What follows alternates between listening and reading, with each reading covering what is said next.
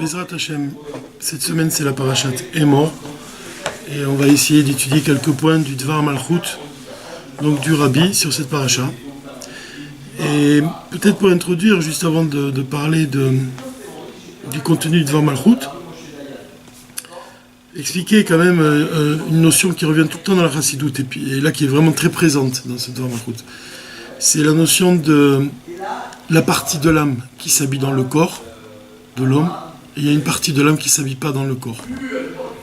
C'est-à-dire que toute l'âme de l'homme ne s'habille pas dans le corps. Il y a une grande partie de l'âme qui ne s'habille pas dans son corps, et c'est l'essence de l'âme. Les niveaux de l'âme qui sont liés à l'essence divine, et dont la force elle est infinie évidemment. C'est-à-dire que c'est juste un reflet de l'âme qui s'habille dans le corps de l'homme. Mais le point qui est intéressant, c'est de comprendre aussi que dans le monde, c'est exactement la même chose. Dans le monde, il y a une âme de vie qui anime le corps de ce monde. Il y a le monde, il respire, il vit à chaque instant. La parole de Dieu, elle vivifie le monde à chaque instant. Donc il y a vraiment une âme vitale, une âme de vie, une vitalité que Dieu il insuffle au monde. Donc c'est pour ça qu'on compare le corps de l'univers et l'âme qui anime l'univers. C'est de la même façon, ça existe chez l'homme. Il possède un corps, il possède une âme. Alors c'est lié au fait qu'un juif, il doit sanctifier l'âme animale qui est en lui. Donc ça, c'est la Sfirat Omer. Et là, en plus, ce soir, c'est Netzar Sheba Netzar. Donc c'est vraiment la victoire. Le fait d'être victorieux, la victoire, Netzar. Il y a un livre du Maharal de Prague qui s'appelle Netzar Israël. Le fait d'être victorieux contre tout ce qui s'oppose à la venue du Mashiach, le fait d'être victorieux à tout ce qui s'oppose à notre combat, tout ce qui s'oppose à notre réussite, de vaincre le mauvais penchant, et de purifier ainsi le corps, de purifier l'âme animale. Donc, d'un côté, l'homme il doit purifier son intérieur, il doit purifier ce qu'il est, mais aussi il a une part de ce monde physique à purifier. C'est-à-dire qu'il doit agir dans ce monde. Il a réellement une part dans le monde physique. C'est-à-dire que s'il se trouve à un endroit, à un certain moment donné, à un certain moment, c'est pour purifier l'endroit dans lequel il se trouve. Il doit purifier le monde, réellement, de manière... le corps de ce monde. Chacun a une part. La Torah commence comme ça. Elle commence par... on dit que l'Esprit de Dieu, il planait au-dessus des eaux. Et le souffle divin, il plane au-dessus des eaux. Comme ça, c'est écrit au tout début de Bereshit, la première paracha de la Torah. Et les commentateurs, ils expliquent que l'esprit qui flotte au-dessus, qui plane au-dessus des eaux, c'est l'esprit du Mashiach. Donc le terme de planer, l'esprit du Mashiach qui plane au-dessus des eaux, ça indique ce travail qu'on a à faire. C'est-à-dire d'attirer le divin dans ce monde et de l'attirer en nous-mêmes. C'est pour ça même que le verset, l'explication, il dit l'esprit de Mashiach, il plane au-dessus des eaux. L'eau, ça représente quoi? L'eau, ça symbolise la Torah. Et même ça, il y a une allusion au fait que le Mashiach, il plane au-dessus de la Torah. C'est-à-dire que l'esprit du Mashiach, il ne fait que planer au-dessus des livres de Torah qu'on peut étudier. Mais quand la venue du Mashiach elle se concrétisera, alors le Mashiach, il va descendre dans la Torah, il va se révéler à nos yeux. C'est-à-dire qu'on verra de nos yeux la Torah nouvelle, comme c'est écrit, une Torah nouvelle sortira de moi. Mi'itit etse, c'est Dieu qui parle. Il y a une Torah qui va sortir de Dieu, ça signifie que la Torah, le sens caché, ce qui se trouve entre les mots, ce qu'on ne voit pas, va se révéler à nos yeux. Donc ça concorde avec le verset, l'esprit du Mashiach, il plane au-dessus des eaux, il plane au-dessus de la Torah. Mais il plane au-dessus de nous-mêmes aussi. C'est pour ça que la phrase qui fonde le livre du Tanya, c'est « La chose est proche de toi, dans ta bouche et dans ton cœur, pour l'accomplir. » C'est-à-dire que la chose elle est proche de toi, ça signifie qu'elle plane au-dessus de toi. C'est-à-dire qu'on a un travail d'attirer le divin qui plane au-dessus, c'est-à-dire qui n'est pas en nous. Comme on dit le mot en hébreu, on dit makif, on dit or sovev, la lumière qui entoure les mondes. Cette lumière, elle plane au-dessus du monde, elle entoure le monde. C'est-à-dire qu'elle ne s'habille pas dans le monde. Pourquoi on emploie souvent ce mot-là, de s'habiller? On dit l'âme, elle s'habille dans un corps.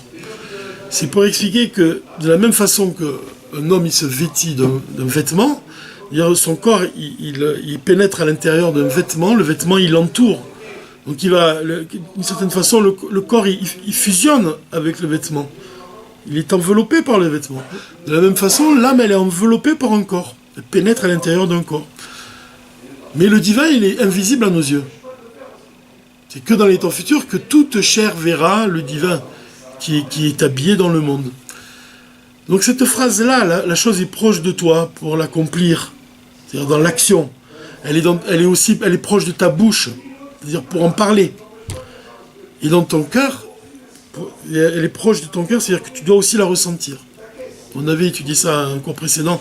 Rabbi il a expliqué pourquoi les Juifs ils ont comme ça erré dans le désert pendant 40 ans, parce qu'il fallait 40 ans pour que la chose pénètre à l'intérieur d'eux-mêmes. Elle pénètre dans leur bouche, elle pénètre dans leur cœur, elle pénètre dans leur acte même. Et ça, c'est tout le travail qu'on a d'attirer le divin de manière profonde. C'est pour ça qu'on parle de Pnimiut Torah. La Chassidut représente la Pnimiut Torah, c'est la profondeur de la Torah. Ça veut dire, non seulement elle a un sens profond, mais aussi elle doit pénétrer en nous-mêmes de manière profonde. Et ça, c'est la qualité même de l'essence. L'essence divine. Quand on parle de l'essence divine, on dit que seule l'essence divine, elle a le pouvoir de transformer le mal. Elle a le pouvoir de pénétrer à l'intérieur d'une chose et de la transformer. Seule l'essence divine elle a ce pouvoir. Alors un juif, il a la chance d'avoir une âme qui est enracinée dans l'essence divine. Ça signifie que l'essence de son âme, elle est enracinée avec l'essence divine et elle a le pouvoir d'agir sur lui-même. Elle a le pouvoir, l'essence de son âme, de transformer sa nature. Et c'est ça le travail de Sephirat HaOmer. Donc ce soir, c'est Netzar Sheba Netzar, donc ça indique, ça souligne la possibilité qui est donnée à chacun d'être victorieux sur lui-même. Et victorieux dans sa mission, et aussi victorieux dans l'essentiel, de provoquer la venue du Mashiach. Maintenant, quand on dit que l'esprit du Mashiach, il plane au-dessus des eaux, en fait, on a pour mission de faire pénétrer l'esprit du Mashiach dans le monde et en nous-mêmes. Le Rabbi l'exprime d'une autre manière dans le Dvar HaMalachut de la semaine précédente, de la semaine qui a passé. C'était la paracha, les deux parachutes Achari Kedushim. Là-bas, il a expliqué que le mot Geoula, il vient du mot aussi Gola. C'est le mot Gola, ça désigne l'exil. Et si tu ajoutes la lettre Aleph au mot Gola, ça devient Geoula. Ça devient la délivrance. On transforme l'exil en ajoutant à ce mot, l'exil c'est Gola en hébreu, la lettre Aleph. Et c'est assez rare que dans ce Dvar Malchut de cette semaine, il reprend exactement ce sujet qu'il a développé dans les deux parachutes précédentes. C'est-à-dire que dans la parachat Emor, il continue son étude. Il va expliquer de manière encore plus profonde, il va donner d'autres éléments pour nous expliquer qu'est-ce que ça signifie de provoquer l'exil en faisant pénétrer le Aleph dans l'exil. Alors le point principal, le point qu'on a expliqué la semaine dernière déjà, pour expliquer que l'exil, il suffit d'ajouter, qu'est-ce que ça veut dire d'ajouter la lettre Aleph? Le Rabbi, il se contente de nous dire que la lettre Aleph, elle représente Alufo Shel Olam, ça veut dire le maître du monde. Et ici, il va ajouter deux autres définitions. Il va nous donner deux autres enseignements. Il va finalement nous donner trois explications de la lettre Aleph. Qu'est-ce que ça signifie? Faire pénétrer le Aleph dans l'exil pour obtenir la Géoula. Maintenant, pourquoi on a introduit le sujet par le verset que l'esprit du Mashiach est plané au-dessus des eaux? C'est exactement ça. C'est-à-dire l'esprit du Mashiach, il ne fait que planer au-dessus des eaux. On doit le faire descendre sur terre, dans nos actions, dans nos pensées, dans nos paroles. Et ça s'exprime par le fait de faire pénétrer la lettre Aleph dans le mot Gola, qui veut dire l'exil, et pour obtenir la Géoula. Alors avant de donner les trois définitions que donne le Rabbi, j'avais envie de donner deux explications de la lettre Aleph qui sont liées avec tout ce qu'on va voir avec l'aide de Dieu. Nous rattachons ce qu'on va étudier parce que ce sont des concepts profonds et c'est bien peut-être d'étoffer un peu, de donner notre vision de la lettre Aleph. avant de donner les explications du Rabbi. D'abord, la première explication que j'ai envie de donner, c'est celle du Rabbi Rayatz. Rabbi Rayatz, il a expliqué que quand il était au Cheder, on leur apprenait que la lettre Aleph, ressemblait à un porteur d'eau. Pourquoi ? Parce que la lettre Aleph, elle est composée par un axe en diagonale, et puis un Yud en bas et un Yud en haut. On obtient comme ça la lettre Aleph. Mais cet axe-là, il représente le bâton du porteur d'eau qui se porte sur ses épaules, et le Yud qui est en bas et le Yud qui est en haut, ce sont les deux seaux d'eau. C'est-à-dire que c'est comme un bâton qui supporte deux seaux. Et on leur expliquait que donc le Aleph, cette lettre-là, de par sa forme, elle évoque le porteur d'eau. Maintenant, le Rabbi Rayatz, il donne pas vraiment il développe pas, il dit pas plus que ça, mais il nous laisse le soin d'imaginer et d'essayer de comprendre de par nous-mêmes quel est le rapport avec le porteur d'eau. Qu'est-ce que la lettre Aleph, qu'est-ce qu'elle représente ? Pourquoi on fait allusion ? Pourquoi c'est le porteur d'eau ? Déjà, on peut, si on regarde dans les livres de Chassidut, et notamment dans le Sefer HaArachim du Rav Yoel Kahn, là-bas, le Rav Yoel Kahn, et du Rav Lipsker, ils ramènent tous les deux une définition de la lettre Aleph. Ils disent que la lettre Aleph, c'est la première de toutes les lettres. Et c'est donc la lettre qui représente l'essence même de toutes les autres lettres. L'essence de chaque lettre. Toutes les lettres proviennent du Aleph. Donc le Aleph, même, il cite que c'est la première lettre du mot Anochi. Anochi, ça désigne l'essence divine, l'essence de Dieu. Quand Dieu il parle, il dit Anochi, je suis l'Éternel, ton Dieu, qui t'ai fait sortir du pays d'Égypte. Anochi, ça désigne, c'est pas un nom divin qui a un caractère saint. C'est-à-dire que c'est un nom qu'on peut effacer. On peut gratter la lettre, on peut l'effacer ce nom, Anochi. Alors qu'il y a des noms divins, les noms divins qu'on ne peut pas effacer. Et donc c'est un nom qu'on peut dire ce qui est rôle d'une certaine manière, qui est profane. Mais comme la Moïse Azakan l'explique, il dit que dans la Megillah d'Esther, on dit Améler, pour dire le roi Achashverosh. Mais Améler, c'est une allusion à l'essence divine aussi. C'est-à-dire derrière un nom profane se cache le niveau le plus haut. C'est pour expliquer que dans la matière la plus brutale, en fait, dans même la plus grossière, elle provient même de l'essence divine. L'essence divine, elle se cache dans la matière même, dans l'obscurité la plus profonde. Même on a étudié la semaine dernière, on en a parlé, on a dit que l'obscurité, elle est plus élevée que la lumière, à sa racine. Donc le mot Anochi, qui est un nom profane, pourtant il indique un caractère qui est de l'essence divine, de l'essence de Dieu. Dieu, il se cache derrière la matière de ce monde, encore plus que derrière l'âme. C'est ce qu'on avait vu au cours dernier. On avait dit que la racine du corps, elle est supérieure à la racine de l'âme. Donc c'est cette idée-là peut-être aussi que le Rabbi Rayatz veut nous enseigner, pour dire que le Aleph, il est semblable au porteur d'eau. Parce que le porteur d'eau, il désigne l'homme le plus simple. Comment on dit la simplicité en hébreu ? On dit la pshitut. Un porteur d'eau, il est pachout, il est simple. Et la simplicité, ça désigne le caractère de l'essence divine. C'est-à-dire que l'essence divine, elle échappe à toute forme, elle échappe à toute limite. Elle est simple, elle est pachout. La pshitout, ça désigne la qualité de l'essence divine. Et c'est très beau l'exemple qui est donné par le Rav Yoel Kahn dans son dernier livre, qui c'est l'explication du Kovetz du Rabbi Inyana chez Torah Chassidut. Pour expliquer l'essence divine, il donne l'exemple de la mer. Je ne sais pas si c'est un exemple qui est de lui ou si c'est un exemple qu'il a repris dans la Chassidut. En tout cas, il explique que l'essence divine, elle n'est pas la source des forces de l'âme. Quand on parle de l'essence de l'âme, elle ne désigne pas la source de l'intellect, ou elle ne désigne pas la source des sentiments. Elle s'élève au-dessus de toutes les forces de l'âme. L'essence, ça désigne un niveau justement de pshitout, un niveau qui est purement divin, un niveau qui n'est pas encore relatif à une forme ou à un détail particulier. L'essence divine, elle est dans toute chose. Mais elle échappe à cette définition qu'on pourrait penser. On pourrait penser que l'essence de l'âme, c'est la source de l'intellect, par exemple. On dit non. elle n'a rien à voir avec l'intellect. Elle n'a rien à voir avec les sentiments. Et c'est ce qui fait quel est l'essence de l'intellect ou l'essence des sentiments. Et quel exemple il donne? Il donne l'exemple de l'eau. Pourquoi, quand on regarde la mer, on peut voir qu'il y a une infinité de bleu? Si tu regardes la mer de Nublo, de l'avion, tu regardes. J'ai vu ça une fois, surtout quand j'ai voyagé en Polynésie. Je me rappelle la première vision que j'ai vue de l'île de Bora Bora. Je regardais par le hublot de l'avion et j'ai vu comme ça une infinité de bleu. Et en fait, qu'est-ce que ça veut dire, ces couleurs que tu vois? Tu vois des couleurs turquoises et puis tu vois des couleurs, des bleus outre-mer.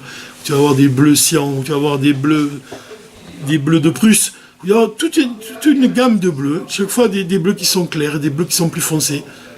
En fait, ça dépend de la profondeur de l'eau. Mais qu'est-ce qu'il dit le Rav Yoel Kahn? Pourquoi tu peux voir toute cette variété de bleus? C'est parce que l'eau, c'est elle qui supporte la couleur, c'est elle qui est le keli, le récipient de la couleur. Et c'est parce qu'elle n'a rien à voir avec la couleur qu'elle peut les exprimer, qu'elle peut donner une couleur foncée ou une couleur claire. C'est le fait qu'elle est totalement différente. Donc elle est tout sauf être à la source. Elle n'a rien à voir avec la couleur elle-même, l'eau. Quand tu parles de source, tu veux dire que une source, c'est quelque chose qui a un rapport avec la chose dont tu parles. C'est-à-dire la source de l'intellect. La source de l'intellect. Si tu parles de la source d'un sentiment, c'est quoi? C'est l'intellect, justement, puisque le sentiment, il va naître de l'intellect. Mais l'essence, elle n'a rien à voir avec l'intellect. Et c'est ça qu'il veut te dire. Il te dit, c'est pour ça, l'eau, l'exemple qu'il donne, l'eau, elle n'a rien à voir avec la couleur. Et c'est parce qu'elle n'a rien à voir avec elle qu'elle peut te montrer, qu'elle peut exprimer la couleur. C'est clair l'exemple. Donc c'est pour ça, pour arriver au point que l'essence d'une chose, l'essence divine, elle est au-delà même de toute forme. Et donc le Aleph, il désigne l'essence. Le Aleph. Ça, c'est ce que tu peux comprendre à travers l'exemple du porteur d'eau. Un autre exemple qu'on peut ramener, c'est l'exemple du Rav Yom Tov Lipman, c'était un Dayan dans la ville de Prague. Il a expliqué que le Aleph, ça représente, comme on a dit, c'est un axe diagonal avec un Yud en haut, un Yud en bas. Lui, il dit que le Vav, c'est-à-dire l'axe diagonal, c'est la voix de Dieu. Et les deux, le Yud en bas et le Yud en haut, ils représentent les deux chérubins. C'est-à-dire que quand Moshe il était dans le Mishkan, la voix de Dieu est passée entre les deux chérubins. Donc là aussi, tu vois que le Aleph, il représente aussi quelque chose de grandiose. L'exemple qu'il donne, c'est un exemple qui est prodigieux, cet exemple. C'est vraiment prodigieux comme exemple. Parler de dire que c'est la voix de Dieu qui passe entre les deux chérubins. Donc là, c'est déjà un exemple un peu moins simple. C'est vraiment un exemple qui est moins simple. Alors, dans un premier temps, tu peux comprendre que l'essence divine, elle se cache derrière la matière, ça convient bien à l'exemple du porteur d'eau. Et puis tu peux comprendre aussi que l'essence divine, c'est ce qu'il y a de plus sacré. Et donc cet exemple, il convient bien. L'exemple de la voix de Dieu qui passe entre les deux chérubins. Maintenant, le Aleph, donc, si tu vois ces deux aspects du Aleph, et puis qui signifient la même chose, puisqu'il représente l'essence divine, c'est aussi la première lettre du mot Aloufo Shel Olam, qui veut dire le maître du monde. Donc le Rabbi il va nous dire qu'il y a 3 explications du Aleph. Il va donner 3 explications du Aleph.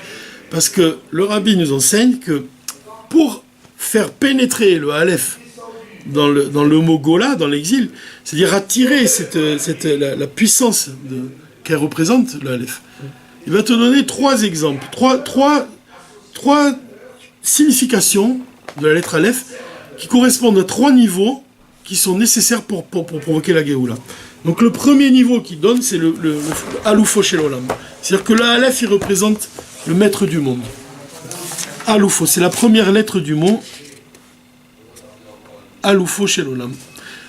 Aleph, Milachon Alouf. Qu'est-ce que ça veut dire Alouf? C'est-à-dire ici, c'est le premier, le maître. Comme le Aleph, c'est la première des lettres. Donc le premier, celui qui chalite, celui qui domine, celui qui gouverne.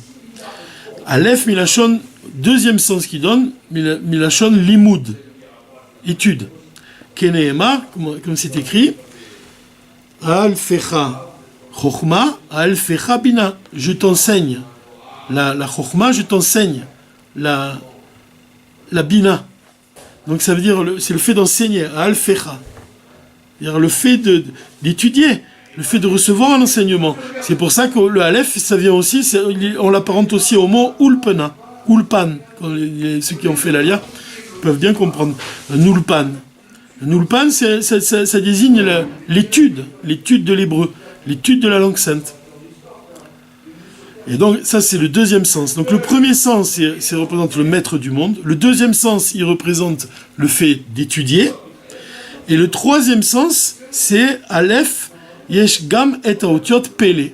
Dans le mot Aleph, tu les mets dans un autre ordre. Les lettres du mot Aleph, c'est Aleph, Lamed, P. Ça devient le mot Pele. Pele, c'est quoi? C'est quelque chose qui est miraculeux. Un miracle. Pele, quelque chose qui est extraordinaire. Donc ces trois niveaux-là, ces trois explications-là, elles permettent de transformer l'exil, la galoute. Les achnis et les galotes boeta aleph, de dévoiler, de faire entrer dans l'exil la lettre aleph, ou bekar, et ainsi les offrons les geoula, de transformer l'exil en geoula. Donc nidrashim shlosha shlavim, donc on a besoin de trois passages, trois étapes. Shosha dargot be geoula, il y a trois niveaux dans la geoula.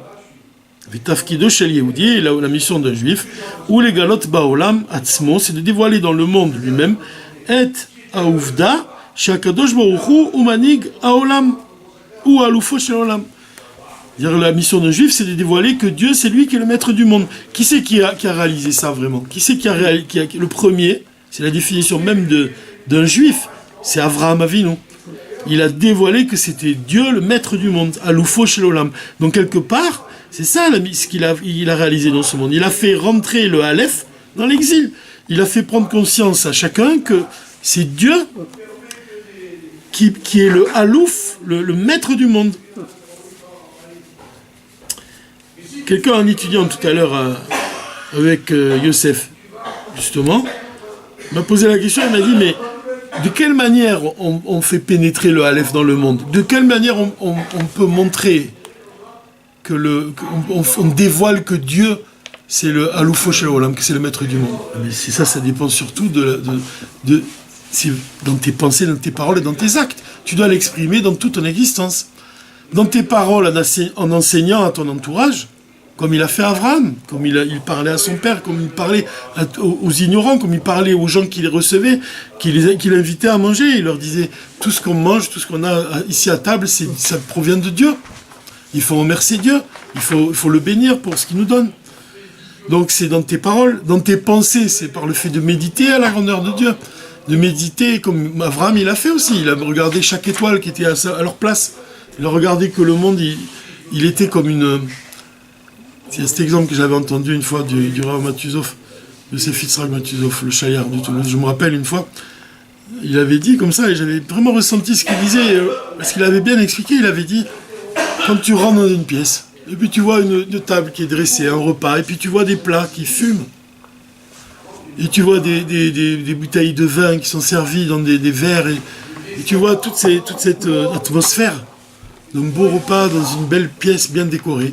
Est-ce que tu peux imaginer une seconde que ces choses-là elles sont arrivées toutes seules? Non. C'est comme l'exemple du rabbi qui dit est-ce qu'on peut écrire un livre en prenant une fiole d'encre et en la jetant sur une feuille blanche? On ne peut pas. Donc c'est le fait de méditer à ces choses-là, à l'ordre, de méditer à la perfection, même de méditer, même de ma chair je verrai Dieu. Quand on dit Yov, il dit de ma chair je verrai Dieu. C'est-à-dire de voir comment chaque membre du corps il est régi à des lois physiques et il y a une perfection dans le corps que le corps lui-même il dépend d'un équilibre qui est en fait d'une harmonie mais divine. Donc c'est ça, de réaliser à quel point le Dieu il est le maître du monde. Donc c'est ça le premier niveau de la lettre Aleph, Aloufo Shel Olam. Et dans l'action, comment on peut montrer dans l'action que Dieu c'est le maître du monde? Dévoiler qu'il est le maître du monde dans l'action, c'est en appliquant les commandements divins, en accomplissant les commandements divins, tu révèles sa volonté dans ce monde. Kol haolam kulo, le monde entier, vekol prat ou prat, baolam, et chaque détail de ce monde, ze yavi et geoula. Donc c'est le fait de dévoiler Dieu dans chaque détail de ce monde, c'est ça qui apportera la geoula. À ce moment-là, tout le monde saura, toutes les créatures sauront que Hachem Atzmo bara auto, que c'est Dieu qui l'a créé.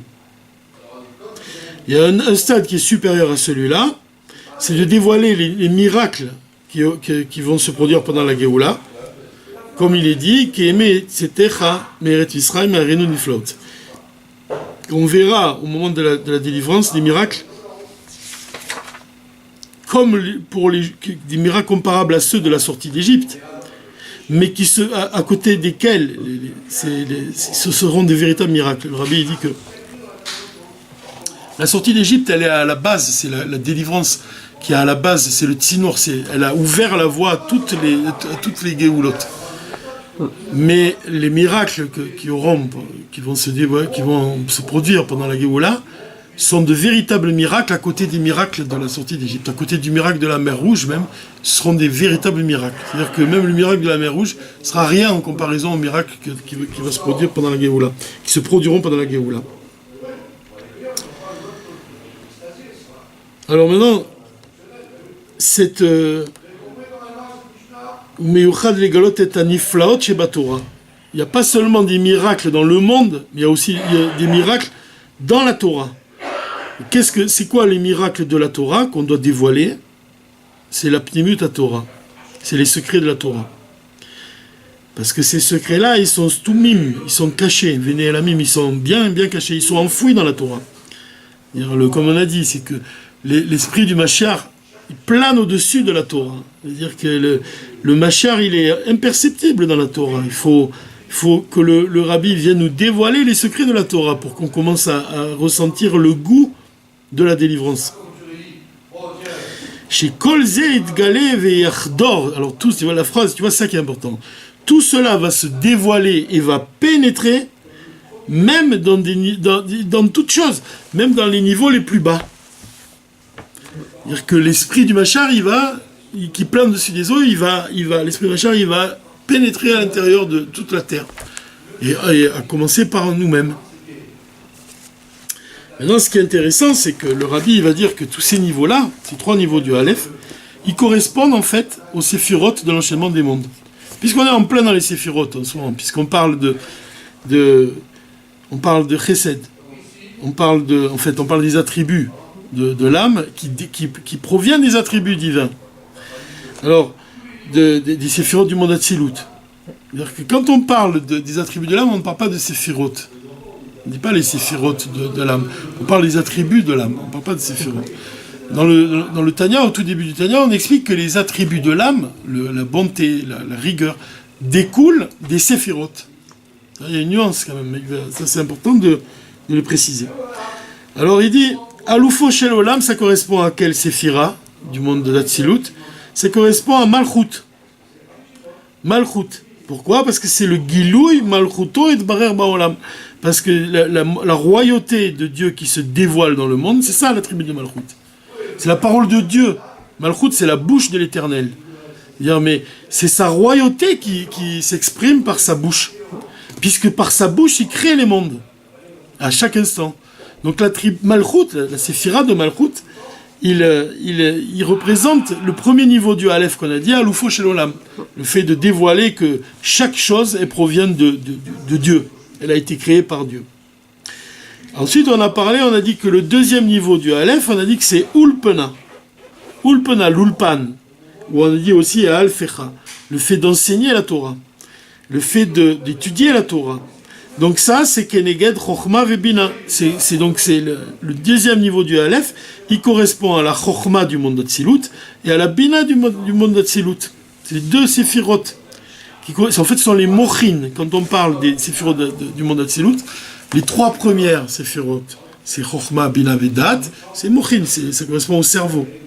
Ensuite, les 7 midot qui viennent après, c'est les Chesed, Gvura, Tiferet, Nitzach, Od, Yesod et Malchut.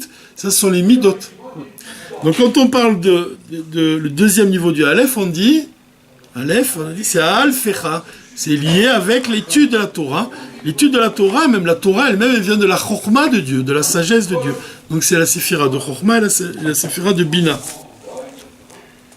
C'est le deuxième niveau. Mais là, en Chassidut, le Rabbi il vient de te dire un enseignement qui est précieux. Il vient de te dire que Chokhma et Bina, ça correspond au Mochin, telles qu'elles sont liées avec les Midot. Ça veut dire les Chokhma et Bina du monde d'Atsilut, elles sont liées avec le Chesed, Vura, Tiferet, Netzach, Od, Yesod, Malchut.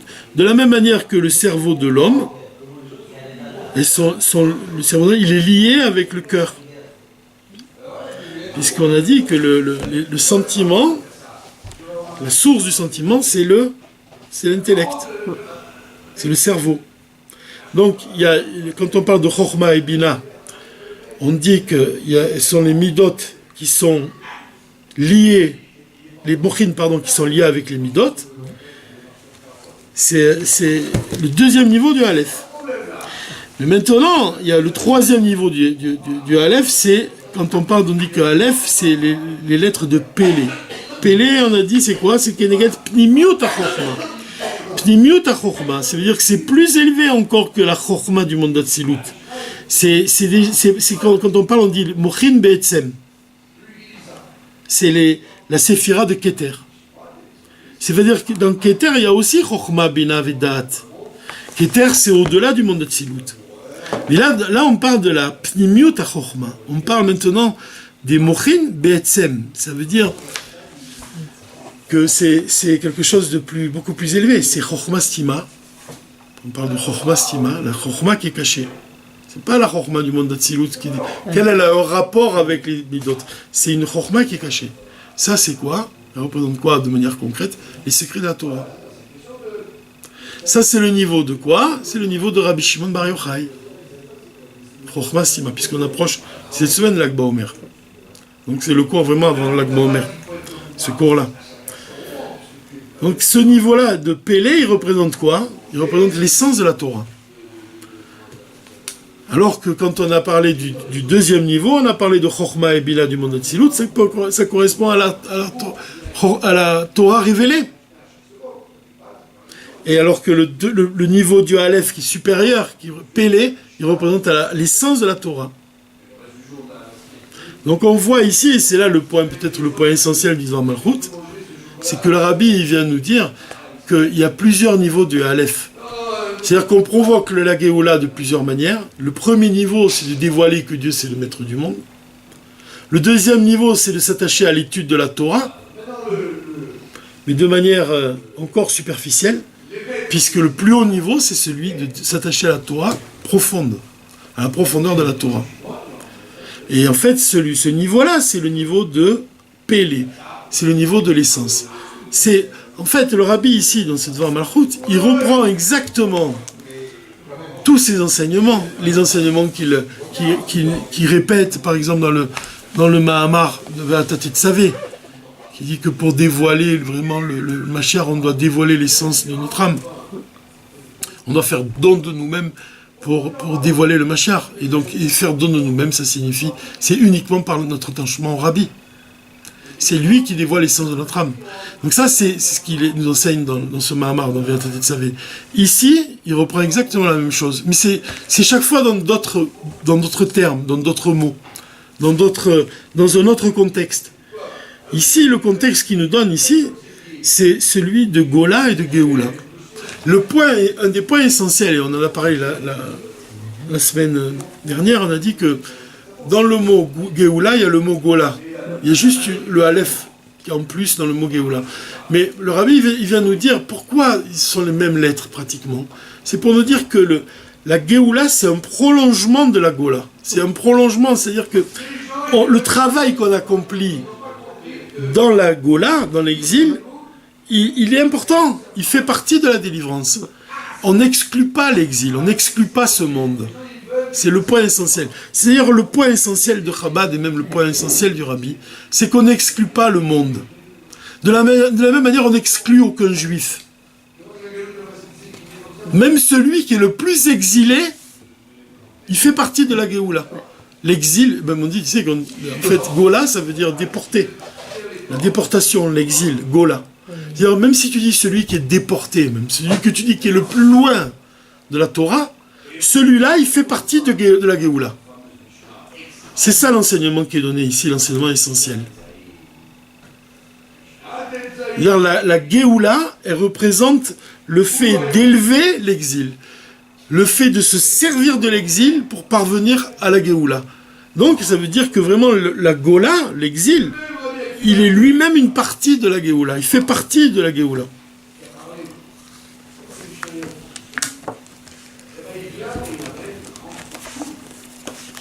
Alors, Bilashon Chassidut, on a dit donc, Aloufo Shel Olam, c'est Malchut. Ensuite, on a dit, Ulpena Velimud, le deuxième niveau du Aleph, c'est Chochma et Bina. Et ensuite, on a dit, le troisième niveau du Aleph, c'est Pélé. Donc, lui, il représente la Séphira de Keter. Pnimiut Chochma et Keter. Comme ça, il définit ces trois niveaux. Donc, c'est les niveaux d'Argot à Niflaot, quand on parle de Pnimiut Chochma et de Keter. Vélo chez Achot Birkla Leolam, que ces niveaux-là, ils ne sont pas liés avec le monde. La Séphira de Keter, elle n'est pas liée avec le monde. C'est ce qu'on a dit au début, quand on a parlé, on a dit que l'essence, elle n'a rien à voir avec le monde. Et oui, on a dit que c'est parce que l'eau, elle n'a rien à voir avec la couleur, qu'elle peut les supporter. On va voir du bleu, du foncé, du bleu clair. Parce que l'eau, elle n'a rien à voir. L'eau, elle n'a rien à voir. De la même façon, l'essence, elle n'a rien à voir avec les forces de l'âme. De la même façon qu'il y a un niveau du divin, c'est le niveau ici de Keter, il n'a rien à voir avec le monde. C'est lointain, Rachok Mina Olam. C'est-à-dire que Ormakif, la lumière qui entoure les mondes, elle est imperceptible. C'est ça qu'il veut dire, elle est imperceptible. Mais notre mission, c'est de l'attirer dans ce monde. Et c'est ça, pour ça que Rabbi, il parle ici de Rabbi Shimon Bar Yochai.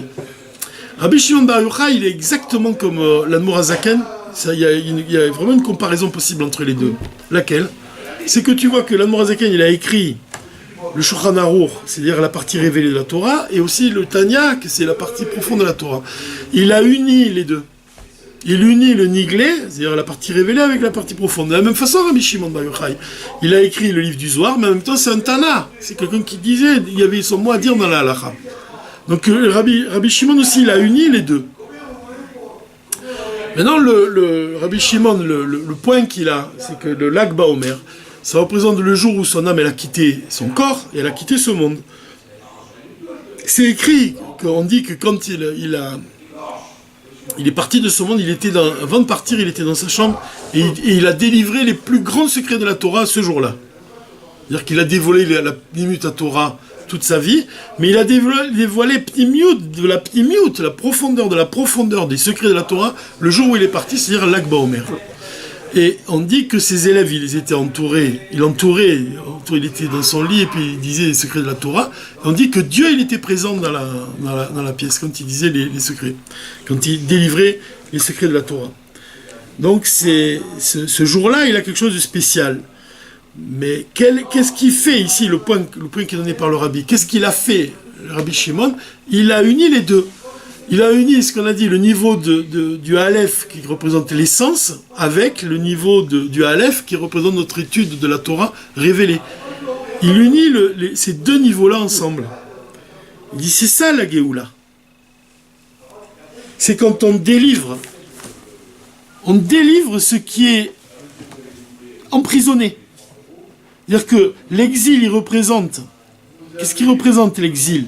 Il représente le fait que la délivrance, elle est à l'intérieur de lui, à l'intérieur de l'exil, mais elle est en prison.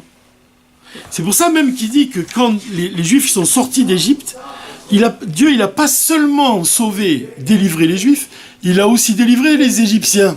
L'Égypte, il a délivré. Il a délivré la raison pour laquelle l'Égypte, elle a été créée. Pour quelle raison elle a été créée, l'Égypte? C'est que les Juifs, ils devaient sortir de l'Égypte avec tous les trésors de l'Égypte, avec l'or de l'Égypte, avec l'argent de l'Égypte, avec les vêtements, les beaux vêtements des Égyptiens. C'est-à-dire que quand ils ont quitté l'Égypte, ils ont changé de propriétaire. Les Égyptiens, ils sont allés voir les Juifs alors qu'ils n'avaient pas reçu l'ordre de Dieu.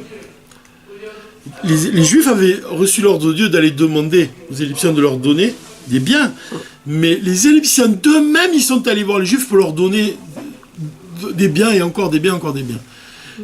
Ça veut dire quoi? Ça veut dire qu'ils étaient en train de réaliser le but pour lequel ils ont été créés. Donc c'est pas seulement qu'il a délivré les Juifs d'Égypte, il a délivré aussi les Égyptiens de leur mission. Donc de là tu comprends l'idée. De là tu comprends que l'exil, il contient une lumière cachée, il contient la délivrance, quelque chose qu'on doit délivrer, qu'on doit libérer. De la même façon, le Rabbi dit, c'est la même chose, elle est vraie pour Rabbi Shimon Bar Yochai. Puisqu'il a délivré le sens caché profond de la Torah. Il existe, il est dans la Torah, il est dans les mots. Mais Rabbi Shimon, il vient le délivrer.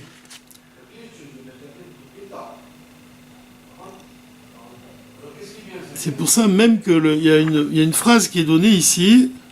Mar Rabbi Benjamin Akol Vecheskatsumin Atchekodosh Baruch Meritenehem. Natan Rashbi et Akoach Lechaber et Aelokut. Rabbi Shimon Bar Yochai, il a donné la force de relier le divin chez les Ma'alam Yaolam, qui est au-delà de ce monde, dans ce monde. Et c'est pour ça il a dit, comme Rabbi Shimon, Kol Makom Shegalou Israël, dans tous les endroits où les Juifs ils ont été rendus en exil, Shrina Imahem, la présence divine, elle était avec eux, c'est-à-dire que Dieu les accompagnait dans l'exil. Et en fait, c'est quoi ça? C'est que tous les endroits où les Juifs étaient en exil, la Shrina elle était avec eux. C'est quoi? C'est le chibour, le lien qui existe entre la Elokut, c'est la Shrina, et le peuple d'Israël. Quand on dit, c'est une nouvelle vision du verset, quand on dit que chaque fois que les Juifs ils étaient en exil, Dieu était avec eux, ça veut dire que c'est ça ce qui fait Rabbi Shimon Bar Yochai. Il dévoile le lien qu'il y a entre le divin et entre Israël. C'est-à-dire qu'il n'y a pas d'endroit qui existe où tu ne peux pas faire le lien. Même en exil, la Shrina est avec eux.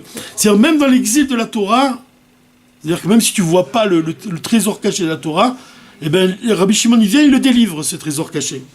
Il fait le lien entre le divin et Israël, et ce monde, et l'exil. Rashbi Daag, il s'est inquiété de l'Echaber et Aelokut, de relier le divin, d'unifier le divin, l'ora kim Israël, pas seulement avec Israël, et là, Bechol haolam kulo, mais aussi dans le monde. Comme il dit lui-même, Yachol ani liftoach et kol haolam kulo minadin. Je peux libérer le monde du din, de la rigueur divine. Kelomar, Beyecholto, il peut, Rabbi Shimon, chez Rabbi Shimon Bar Yochai, liftor, libérer et kol haolam, de libérer le monde entier, vaelem min dinagalut, de libérer l'obscurité de ce monde de l'exil. Il veut dire quoi en fait? Ce qu'il a agi dans le monde, il peut libérer le monde du din, ça veut dire même de la mort. Il peut libérer le monde de la mort, ça veut dire qu'il est capable d'unifier l'exil avec la Géoula, de révéler la Géoula dans l'exil. Et c'est la même chose dans la Torah. Il est capable de... L'exil, ça représente quand tu vois pas, quand tu comprends pas ce que tu étudies. Tu vois qu'un sens, tu vois pas la profondeur. Mais il y a le pshat, il y a le drash, il y a le sod, il y a le remez. Il y a plusieurs paliers d'interprétation de la Torah. Il y a 70 facettes de la Torah. Rabbi Shimon, il a des yeux profonds qui vont voir jusqu'au bout des choses. Et c'est le premier, ensuite, viennent tous les grandes, viennent le Baal Shem Tov, le Maggid de Mezrich, puis tous les grands de Chabad jusqu'au Rabbi. Le Rabbi, il ramène un autre passou qui dit, on va bientôt finir, on va pas faire un très long cours aujourd'hui. Gam à la pasouk, maskil et etan à Ezrachi. Quand ce pasouk, là, ce verset, il vient nous expliquer que la force du maskil, c'est le fait d'appréhender une chose avec les forces de ton intellect. Tafkido, c'est quoi le maskil? C'est quoi le etan? Le maskil, c'est qui? Celui qui est... le but du maskil, c'est les azriach, de semer, ou les haïr, et d'éclairer et à etan, chez Banishama, d'éclairer le point, les sens de l'âme, bekol kochot ve'achushim, que les sens de l'âme, elle va illuminer toutes les forces de l'intellect et tous tes sens. C'est ça, maskil et etan à Ezrachi. Ezrachi, la chose, l'isroach, de planter, de semer, ou dans les forces de l'âme, d'unir l'essence de l'âme avec l'intellect, d'unir l'essence de l'âme avec tes sentiments, d'unir l'essence de l'âme avec tes actes, de faire en sorte que tes actes, ça devienne une cristallisation de l'essence divine. C'est ça qu'il veut dire. Mais c'est faire descendre l'esprit du Machar dans tes pensées, dans tes paroles et dans tes actes. Faire descendre le Aleph dans ce monde. Parce que c'est ça le but. Au départ, il te dit, tu peux comprendre que Dieu c'est le maître du monde. D'accord, tu peux le comprendre dans chaque chose. Mais ça, c'est pas suffisant. Tu dois pousser Alpha, Beta, Alpha, le deuxième niveau du Aleph. C'est-à-dire que tu vas étudier la Torah avec force, la partie révélée de la Torah. C'est pas suffisant. Le troisième niveau, c'est quand tu parviens à l'essence vraiment, et que cette essence-là, elle va pénétrer à l'intérieur de toi. Elle va de tes pensées, de tes paroles, de tes actes. C'est ça la délivrance. C'est de révéler en fait, cette essence, elle est là en fait. Elle est en toi, c'est la révéler. C'est-à-dire faire descendre, quand on dit l'esprit du Machar, il plane au-dessus des eaux, c'est une image un peu spatiale qu'on donne. On dit qu'elle est au-dessus de manière physique, plane au-dessus des eaux. Mais en fait non, elle est dans l'eau même, mais elle est cachée. C'est pour ça qu'on dit plane au-dessus des eaux. Quand on dit hors makif, on ne veut pas dire la lumière qui entoure les mondes. On ne veut pas dire qu'elle entoure le monde spatialement. On veut dire qu'elle est là, mais elle n'est pas là non plus. C'est-à-dire qu'elle est là, mais elle n'est pas révélée vraiment. Elle ne vit pas vraiment en toi. C'est pour ça que l'Admor Emsaï dit qu'elle réside dans nos Arba Amot aussi. L'essence de l'âme, elle réside dans les 4 coudées qui nous entourent. Il veut dire aussi que, si tu fais un rapport avec ce que dit le Rambam, c'est que depuis que le Beth Amikdash a été détruit, la présence divine elle réside seulement dans les Arba Amot. Il n'y a plus de Beth Amikdash, donc où elle est la présence de Dieu? Elle est autour de toi. Ça veut dire que c'est un potentiel. La présence divine, elle est un potentiel dans le pas que tu vas faire. Elle est dans le pas que tu vas faire par ta pensée. Elle est dans le pas que tu vas faire dans ta parole, dans le pas que tu vas faire dans ton acte. Et tu la révèles. Tu la révèles ainsi. Mais le Rabbi, il dit aussi, l'Arba Amot, ça désigne les 4 niveaux de l'âme. Ça désigne l'intellect, ça désigne la parole et l'action. Ça désigne aussi même ta volonté. C'est-à-dire que l'essence de l'âme, elle se trouve dans les 4 Amot, dans les 4 coudées qui t'entourent. Ça signifie que, avant tout, tu dois agir dans ce monde pour la révéler. Avant tout, tu dois mettre en œuvre ton intellect. Avant tout, tu dois mettre en œuvre tes sentiments, tes actes et ta volonté. Et c'est comme ça qu'elle s'habille ensuite et descend dans tes actions. C'est pour ça qu'il dit qu'un objet qui se trouve dans tes 4 coudées, il t'appartient. La mitzvah, ça représente la révélation de l'essence de l'âme. Tu arrives à l'acquérir, tu arrives à la faire descendre, de manière à ce qu'elle plane plus dans l'herbe à Amot, mais qu'elle pénètre dans ce monde, qu'elle se cristallise dans ce monde, et que vraiment tu dévoiles que dans le monde, dans Gola, tu fais pénétrer le Aleph, tu fais pénétrer, comme on l'a dit, la voix de Dieu dans ce monde, de manière à ce que on va finir le cours par l'explication du Rabbi sur les 10 commandements. Quand il a dit qu'au moment de Matan Torah, il vire les voix, il voulait dire que qu'est-ce qu'on voit aujourd'hui? On voit la matière qui nous entoure, mais le divin, on ne le voit pas. Le divin, il est lointain. Le divin, il n'est pas à notre portée. Il n'est pas comme ça, je ne le vois pas immédiatement. Je ne fais que l'entendre. C'est-à-dire que quand on parle d'audition, ça veut dire que c'est quelque chose de lointain. C'est pas comme la vision. J'entends une chose, c'est pas comme si quand je la vois. C'est-à-dire que maintenant, c'est exactement ça qui se produit. Quand je vois le monde, je vois la matière, mais je ne vois pas le divin. J'entends le divin. Mais au moment de Matan Torah, il voyait le divin et il ne faisait qu'entendre la matière. C'est-à-dire que là, ce qui est dit dans le Tanya, c'est que s'il nous était donné la possibilité de voir la parole de Dieu qui fait vivre ce monde, alors on ne verrait plus la matière. Pourquoi? Parce que la matière, elle vient de la parole de Dieu. Alors, où je vois la parole de Dieu, où je vois la matière, qui va cacher le divin. L'enseignement du Rabbi, dans le Dvar Malchut ici, c'est de nous enseigner que la matière, elle provient de l'essence divine. C'est pour ça qu'elle a un niveau très élevé. Et que la racine du corps, elle est plus élevée que la racine de l'âme même. L'enseignement du Rabbi, c'est de nous apprendre à faire pénétrer le Aleph dans la matière de ce monde. C'est-à-dire en nous-mêmes et dans le monde. C'est de faire pénétrer le Aleph dans ce monde, ça signifie révéler l'essence divine qui se cache dans l'exil. Et il suffit d'une lettre, il suffit de cette démarche-là pour parvenir à la Géoula avec l'aide de Dieu. Voilà.